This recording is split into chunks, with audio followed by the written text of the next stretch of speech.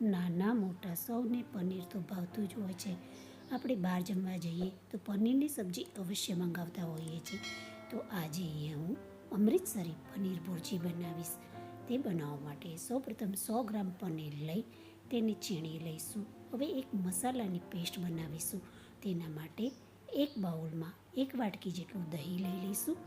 દહીંને બરોબર ફેટી લઈશું. હવે તેમાં મસાલા કરી લઈશું, જેમાં કાશ્મીરી મરચું, તીખું મરચું, કિચન કિંગ મસાલો, ધાણા જીરું, ગરમ મસાલો, પાઉંભાજી મસાલો ઉમેરી મસાલાને બરોબર દહીંમાં મિલાવી લઈશું. હવે એક કડાઈમાં તેલ ગરમ કરવા મૂકીશું. તેમાં 1 ચમચી જેટલું બટર મૂકીશું.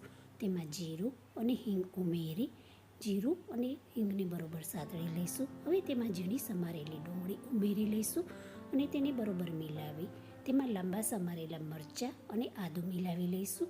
હવે તેમાં ટેસ્ટ અનુસાર મીઠું મિલાવી લઈશું અને બરોબર ડુંગળીને સીજવા દઈશું. ડુંગળી સરસ સીજાઈ જાય ત્યારે તેમાં 1 ચમચી ભરી બેસન ઉમેરી લઈશું અને તેને પણ બરોબર શેકી લઈશું. બેસન સરસ રીતે શેકાઈ જાય ત્યારે તેમાં ઝીણા સમારેલા ટામેટાં ઉમેરી લઈશું અને સતત હલાવતા રહીશું. ટામેટાં સોફ્ટ થઈ જાય ત્યારે તેમાં મસાલાવાળું દહીં ઉમેરી લઈશું અને બરોબર મિલાવી લઈશું. મારો વિડીયો તમને પસંદ આવતો હોય તો લાઈક, સબસ્ક્રાઈબ, શેર કરશો.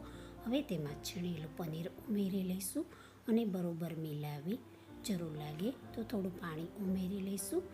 બધું બરોબર હલાવી શાકને થોડી વાર સીજવા દઈશું. શાક સરસ સીજાઈ તૈયાર થઈ જાય ત્યારે તેને પરાઠા સાથે સર્વ કરીશું.